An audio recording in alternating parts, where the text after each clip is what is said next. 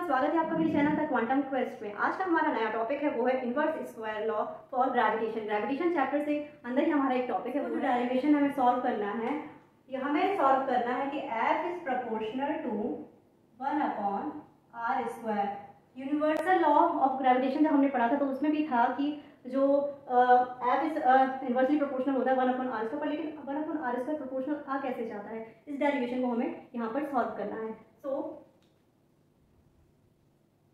जो कैपलर थे उन्होंने बताया था कि जब कोई भी प्लैनेट सन के अराउंड घूमता है तो वो एक कैसे इलिप्टिकल फॉर्म में घूमता है, पर हम यहाँ मानेंगे कि जो प्लैनेट है वो सन के अराउंड जब वो रिवॉल्यूशन कर रहा है, घूम रहा है, तो वो एक पाथ इलिप्टिकल ना होकर एक सर्कुलर पाथ है। ओके, और जो सन है वो उसके क्या है, सेंटर में स्थित है, और प्लैनेट ये है हमारा जो सन के अराउंड घूम रहा है। तो यहाँ हमारी जो स्पीड है, स्पीड इक्वल क्या होगा, स्पीड इक्वल हम पहले ही पढ़ चुके हैं, डिस्टेंस अपॉन टाइम। पर जब एक सर्कुलर पाथ में मोशन कर रहा है कोई भी ऑब्जेक्ट, तो इसका जो डिस्टेंस होगा, डिस्टेंस उसकी क्या हो जाएगी, परिधि हो जाएगी, मतलब एक सरकमफ्रेंस हो जाएगा सर्किल का। तो डिस्टेंस की जगह हम लिखेंगे यहाँ पर सरकमफ्रेंस अपॉन टाइम। ओके, तो सरकमफ्रेंस जो सर्किल का होता है वो होता है 2πr, यहाँ टाइम हमारा है t। सो जो स्पीड निकली हमारी वो हो जाएगा v equal to πr/t। This is equation number first, जहाँ r है प्लैनेट और सन के बीच की रेडियस। ओके, फिर जब प्लैनेट हमारा सन के अराउंड घूम रहा है तो फोर्स, ऑब्वियसली फोर्स भी अप्लाई होगा प्लैनेट और सन के बीच में। तो जो सन है वो क्या करेगा, प्लैनेट को अपनी तरफ अट्रैक्ट करेगा। फोर्स तो दोनों अप्लाई करेंगे, लेकिन ग्रेविटेशन के कारण सन अपनी तरफ प्लैनेट को अट्रैक्ट करेगा। तो यहाँ पर जो ग्रेविटेशनल फोर्स होगा वो इक्वल हो जाएगा सेंट्रीफ्यूगल फोर्स के, और सेंट्रीफ्यूगल फोर्स हम जानते हैं Fc होता है, वो होता है mv²/r। This is equation number second. यहाँ क्वेश्चन नंबर फर्स्ट से v की वैल्यू हम यहाँ पर पुट कर देंगे। ओके, तो इसको हम यहाँ पर सॉल्व करेंगे। तो Fc इक्वल हो जाएगा m4π²r² upon r into t²।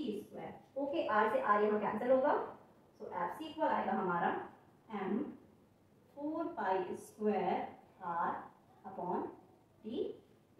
Okay, अब ये इस इक्वेशन में हम क्या करेंगे, r² का ऊपर नीचे मल्टीप्लाई कर देंगे। तो हमारी वैल्यू क्या आ जाएगी फोर्स की, फोर्स इक्वल आ जाएगा m4π²r³ upon r² t²। This is equation number third. और कैपलर के थर्ड लॉ से हम जानते हैं, जो कैपलर ने third law of planetary motion दिया था, by Kepler's third law t² is proportional to r³, जो उसकी सेमी मेजर एक्सिस होती है उसके क्यूब के प्रोपोर्शनल होता है। तो यहाँ से हमारा निकलेगा t² इक्वल कोई भी कांस्टेंट इंटू r³। ओके, तो यहाँ से हमारा निकलेगा t² अपॉन r³। इसे हम r³ अपॉन t² भी लिख सकते हैं, क्योंकि दोनों की वैल्यू क्या आएगी, constant. This is equation number 4। तो हम इक्वेशन नंबर थर्ड में क्या देख रहे हैं, जो ये हमारा पार्ट है m4πr², ये क्या है, ये भी एक कांस्टेंट है, क्योंकि मास है तो उसकी वैल्यू भी हमारी फिक्स होगी। पाई की वैल्यू ऑलरेडी फिक्स होती है, तो ये पूरा टर्म हमारा क्या हो जाएगा, कांस्टेंट। और इक्वेशन नंबर 4 से हम जान रहे हैं जो r³ अपॉन t² है, ये भी हमारा क्या है, constant by Kepler's third law.